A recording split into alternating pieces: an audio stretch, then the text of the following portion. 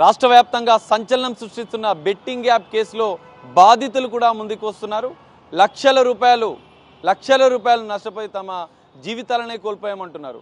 ప్రస్తుతం మనతో పాటు నెల్లూరుకు సంబంధించిన శ్రీరామ్ బాబు అనే బాధితులు ఉన్నారు. ప్రస్తుతం పంజాగుట్ట పోలీస్ స్టేషన్కి వచ్చాడు. ఇప్పటికే బెట్టింగ్ యాప్స్ పైన కేసులు నమోదవుతున్న నేపథ్యంలో తాను కొన్ని వివరాలు అందించడానికి కూడా సిద్ధంగా ఉన్నట్లు తెలుస్తుంది. మనం ఒకసారి బాధితుడితో మాట్లాడే ప్రయత్నం చేద్దాం.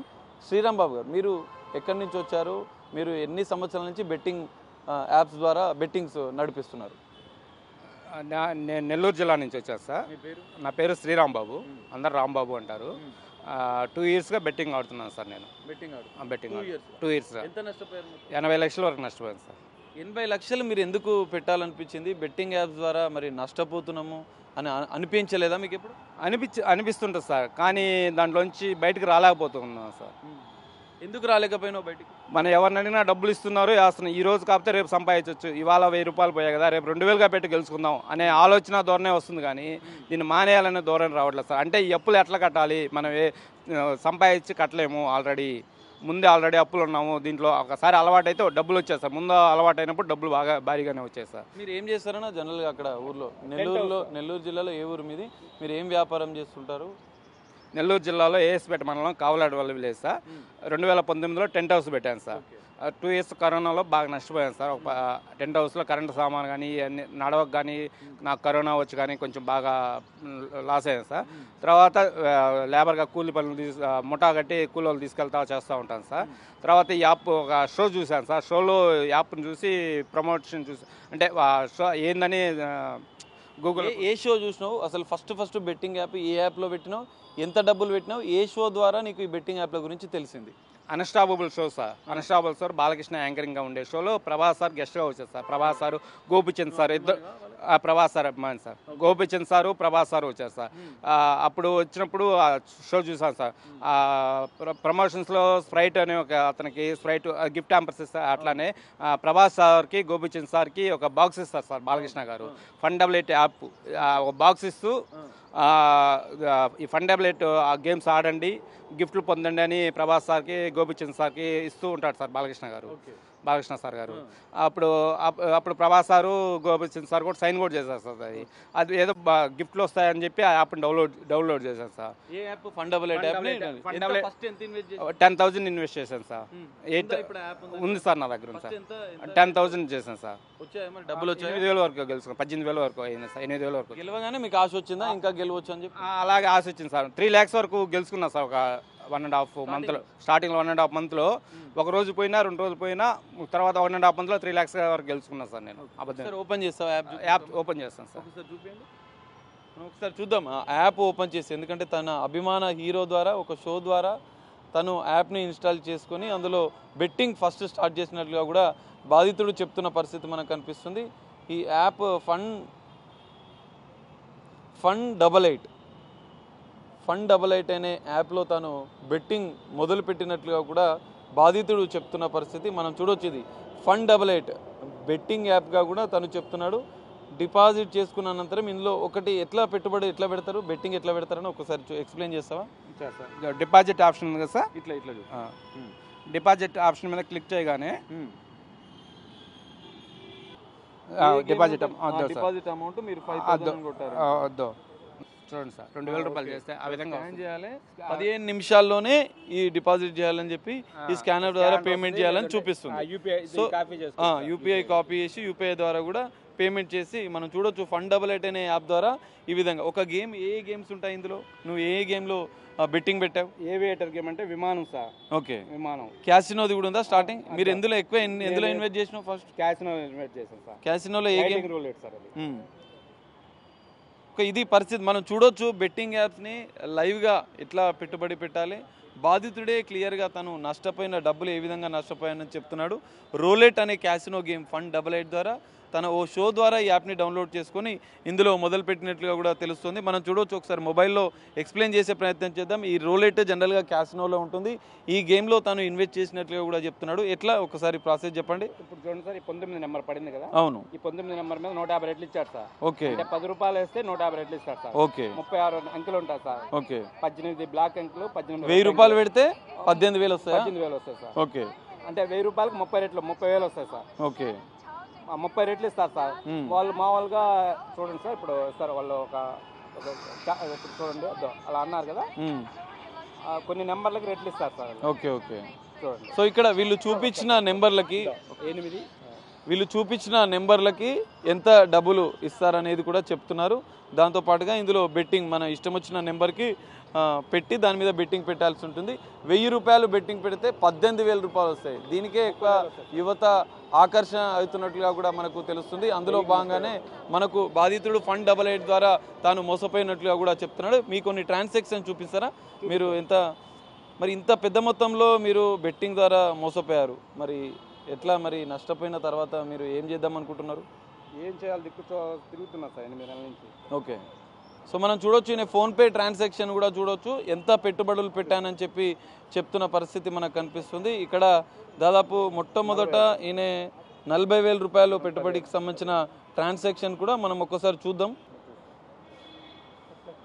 ఇక్కడ రామర్ ఏజెన్సీ దీనిదేనా బ్రదర్ మీరు పెట్టింది? 40,000 రూపాయలు పెట్టుబడి పెట్టినట్లుగా కూడా మనకు ఫోన్పే ద్వారా ట్రాన్సాక్షన్స్ కూడా ఆయా ఏ కంపెనీకి వీళ్ళు ట్రాన్స్ఫర్ చేశారనేది కూడా ఇందులో క్లియర్గా మెన్షన్ అయింది. 40,000 ఒకసారి, 10,000 ఒకసారి, 20,000 ఒకసారి, ఈ విధంగా రామర్ ఏజెన్సీకి మరోసారి 20,000 రూపాయలు. ఈ విధంగా కొన్ని కంపెనీలు, ఇది ఒక్క యాప్లోనే మీరు ఆడారా బ్రదర్? ఒక్క యాప్లోనే ఆడారు. ఈ ఒక్క యాప్లోనే మీరు మొత్తం ఎంత ఇన్వెస్ట్ చేశారు? క్లియర్ ఎవిడెన్సెస్ కూడా, తాను పెట్టిన పెట్టుబడి ఫోన్పే ద్వారా ట్రాన్సాక్షన్కి సంబంధించిన ఆధారాలు కూడా బాధితుడు మనకు చెప్తున్న పరిస్థితి కనిపిస్తుంది. 5-6 లక్షల వరకు పోయాయి సార్. 5-6 లక్షలు నష్టపోయినప్పుడు భయం అనిపించలేదా? మీ కుటుంబ సభ్యులు కానీ ఎవరైనా మీకు చెప్పలేదా? ఫ్రెండ్స్ కానీ ఎవరికైనా తెలుసా మీరు బెట్టింగ్? తెలియదు సార్, నా మనసులోనే ఉంది సార్, ఎవరికి తెలియదు. పోతున్నాయి వస్తున్నాయి, ఒక్కోసారి ఈ నెలలో ఈరోజు ఒక 20,000 పెట్టానుకో, ఆయాలు పోయానుకో, పోతుంటే మళ్ళీ ఇంకొక అప్పు తెచ్చి ఆడుతూ ఉంటాం. పని వచ్చిన దాకా ఆడాలనే ఒక తప్పితే ఇంకేం లేదు సార్. మళ్ళీ వచ్చినాక ఈ అప్పులు తీసుకుపోయి కడుతూ ఉంటాం. నెలలో కనీసం 4 లక్షల నుంచి 5 లక్షల వరకు అప్పులు పడిపోతూనే ఉన్నాను సార్.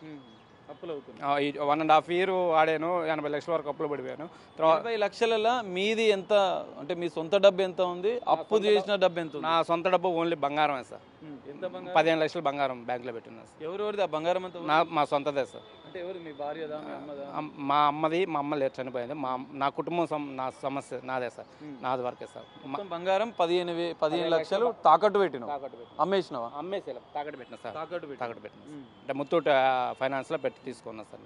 మరి మీ భార్యకి ఏమని చెప్పినావు తాకట్టు పెట్టాడు? మీకు భార్య ఎంతమంది పిల్లలు? ఎంతమంది? 2 పిల్లలు సార్ నాకు. వాళ్ళు ఎవరు అడగ, నేను కుటుంబాన్ని చూసుకునేది నేనే కాబట్టి ఎప్పుడు మా ఇంట్లో ఎప్పుడు నన్ను అడిగిన వాళ్ళు కాదు సార్. నేను అందరూ ఏం లోటు లేకుండా చేస్తా. ఈ 1వ సంవత్సరంలో జరిగిపోయింది సార్. నా వయసు 42 సంవత్సరాలు సార్. ఈ నా 40 ఏళ్ళుగా ఎప్పుడు ఎక్కడ ఎవరిని చేసేసి అడిగింది సార్. ఏదైనా కావాలంటే తెచ్చుకుంటామన్నా, ఏదైనా అవసరం తెచ్చుకున్నాను అనుకో, మళ్ళీ వాళ్ళు అడిగిన 15 లక్షలు నీ సొంత డబ్బు, 65 లక్షలు అప్పు ద్వారా తెచ్చిన మీ ఊర్లో వాళ్ళ దగ్గర తెచ్చి పెట్టుబడి, మొత్తం నష్టపోయినావా? ఇప్పుడు మొత్తం నష్టపోయాను సార్. దివాలా తీసేసి. నెక్స్ట్ ఏంటి మరి, ఏం చేద్దాం అనుకుంటున్నాం? ఏం చేయాలో దిక్కు చూడకుండా రోజు ఒక ఊరు తిరుగుతూ ఉన్నాం సార్. ఏం చేయాలి, పనికి పోతే సంపాదించి కట్టలేము, కానీ ఏదో ఒక విధంగా అప్పుల వాళ్ళకి మనకు నమ్మి మనం ఇచ్చిన వాళ్ళకి ఏ విధంగా కట్టాలనే ఆలోచనతో చూస్తూ ఉన్నా సార్. అది ఎట్లా ఫ్రెండ్స్ కూడా తెలియదా మీరు ఇట్లా బెట్టింగ్ యాప్? కొంతమంది పిల్లలకు తెలుసు సార్, తెలుసు. ఈ విధంగా పోగొట్టుకున్న తర్వాత ఏందా, మా పిల్లలు అడిగారు, మా అన్న కొడుకు వాళ్ళు అడిగారు, ఇట్లా పోయారా ఏం చేయాలరా అంటే, సరే ఏం చేద్దాం, ఆల్రెడీ వన్ టైం సూసైడ్ కూడా చేసుకోపోయాను సార్. మా పిల్లలు ఆపారు సార్, మా అన్న కొడుకు ఆపాడు. బాబాయ్ ఏం కాదులే అని చెప్పి ఆపాడు. ఏం కాదు, ఎట్టగట్ట ముందు బతుకుంటే ఏదో ఒక రోజు తెచ్చుకోవచ్చు, మనం ఏం చేసుకోవద్దని చెప్పాడు సార్.